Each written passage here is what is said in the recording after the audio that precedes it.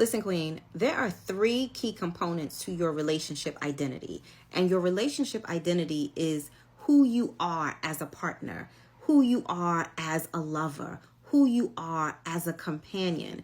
And it determines how you show up in connection, in dating, and in relationships throughout your life, okay? So let's call these the 3 P's of relationship compartmentalization.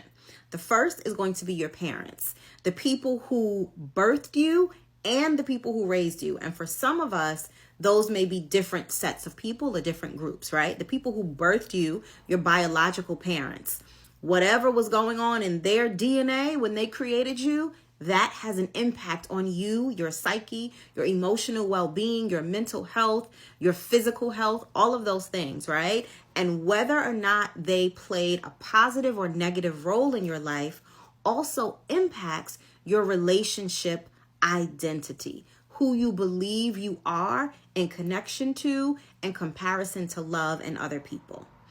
You may have been raised by people who are not your biological parents, but were parent figures to you. So those people also fall into the category of parents, even if it was a grandparent, auntie, uncle, adopted family, whatever it was. So you want to take into account your biological parents and the parents who raised you. What were those dynamics like? What love lessons did they teach you verbally and visually in you watching them? And how were you treated? What role did you fill in your relationship with them? Okay. The second P is patterns. What patterns did you develop as a partner, as a connector, as a team member within this dynamic, within your family, and then as you went out into the world? Are you a giver who always seemed to attract takers? Are you someone who had abandonment wounds and so never wanted anyone to leave you and you accepted piss poor behavior? Are you a very independent, strong person who gives people only one chance and then they're out the door, right? What are your patterns that developed from your parents and from your home that then begin to shape how you showed up in the world in partnership and not just in your home in partnership? And then the third P is your past. Anything that has happened before right now is the past. Anything that has happened before this time in your life is the past. Even if you are in a current relationship, whatever has happened in that relationship before now is the past. And so you want to take a look at your past personally and your past relationally.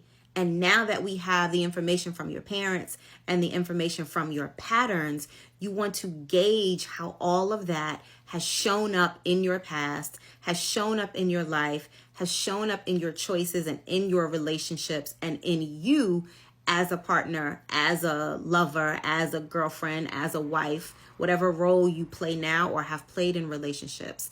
And those 3 things together will help you figure out your relationship identity.